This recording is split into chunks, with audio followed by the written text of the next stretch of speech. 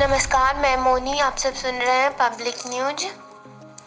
आज 30 दिनों के बाद कुछ छूट का ऐलान भी किया गया है। आज से इलेक्ट्रॉनिक दुकानों को थोड़ी छूट मिलेगी, प्रीपेड रिचार्ज में छूट मिलेगी, पंखे और किताब की बुक की दुकान खुल सकेंगे, सड़क निर्माण, ईंट भट्टे का काम भी शुरू हो पाएगा और दुनिया के कई देशों पर कोरोना वायरस का खतरा मंडरा रहा है। इस खतरे के बीच कईयों के मन में, हमारे और आपके मन में भी ये सवाल उठ रहा था कि क्या कोई उपाय नहीं है इससे बचने का? क्या कोई कारगर दवा, कोई वैक्सीन नहीं आ पाएगी? और आएगी भी तो कब तक आएगी? तो जिस बेसब्री से लोग इंतजार कर रहे थे, उसे लेकर अब राहत की खबर भी आ रहे हैं। तो वैक्सीन एक इसका बन गया है, जिसे ऑक्सफोर्ड विश्वविद्यालय के वैज्ञानिकों ने बनाया है और उसका ह्यूमन ट्रायल शुरू हो चुका है। स्वास्थ्य मंत्रालय ने नए आंकड़े जारी किए हैं। भारत में संक्रमित लोगों की संख्या 21,393 हो गई है, पर इनमें से 4,258 लोग ठीक भी हो चुके हैं। बीते 24 घंटे में 1409 नए मामले सामने आए हैं और मौत का कुल आंकड़ा 681 अब तक हो गया है। कोरोना के संक्रमण शुरू होने के बाद से अब तक दुनिया भर में कम से कम 1,84,000 से ज़्यादा लोगों की मौत हो चुकी है और 26 लाख से ज़्यादा लोग संक्रमित हो चुके हैं। चीन में लगातार 8वें दिन कोरोना वायरस से मौत का कोई नया मामला सामने नहीं आया है। हालांकि 10 नए संक्रमण के मामले सामने आए हैं। बाहर से आए लोगों में संक्रमण के मामले भी वहां कम हुए हैं। इस बीच चीन पर इस बात का इल्जाम लगातार लग रहा है कि उसने वुहान में हुए मौत के आंकड़े सही नहीं बताए हैं। चीन इससे लगातार इनकार भी कर रहा है। अब ऑस्ट्रेलिया के प्रधानमंत्री स्कॉट मॉरिसन ने कहा कि इन आंकड़ों की फिर से समीक्षा होनी चाहिए। इस बीच खबर ये भी है कि कोरोना महामारी से लड़ने के लिए चीन ने विश्व स्वास्थ्य संगठन को अतिरिक्त $3 करोड़ देने की घोषणा की है।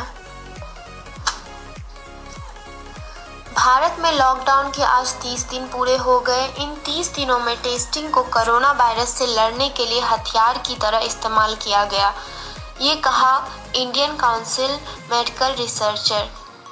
30 दिनों में 30 गुना टेस्टिंग की गई, यानी टेस्ट की रफ्तार 35 गुना बढ़ा दी गई। साथ ही इन्होंने ये भी बताया कि 30 दिनों के लॉकडाउन के दौरान कोरोना को लेकर भारत के हालात बिगड़ी नहीं है, बल्कि संक्रमण की रफ्तार यहाँ थम सी गई है। हालांकि इस दौरान संक्रमित मरीजों की संख्या तेजी से बढ़ी है, पर ICMR ने कहा कि इस दौरान संक्रमण को फैलने से रोकने की कोशिश हुई है और टेस्ट किए गए हैं और इसका नतीजा ये हुआ है कि संक्रमण के मामले जो पहले 1 महीने जो स्थिति थी, वही स्थिति लगभग आज भी है। जितने टेस्ट हो रहे हैं उनमें पॉजिटिव जितने हो रहे हैं लोग, उनके तादाद 1 महीने में ज़्यादा नहीं बढ़ी है, यानी जो पॉजिटिव हो रहे हैं उनके तादाद लगभग उतनी ही है जितनी 1 महीने पहले थी। ICMR के मुताबिक 5 लाख से ज़्यादा लोग टेस्ट अब तक भारत में हो चुके हैं। ICMR के निर्देशक ने कहा कि टेस्टिंग की उनकी रणनीति सही काम कर रही है। हर दिन वो कुछ नया सीख रहे हैं और उसी अनुसार अपने रणनीति को बदल भी रहे हैं। उन्होंने कहा कि ICMR का लक्ष्य है कि लोगों को अस्पताल न आना पड़े।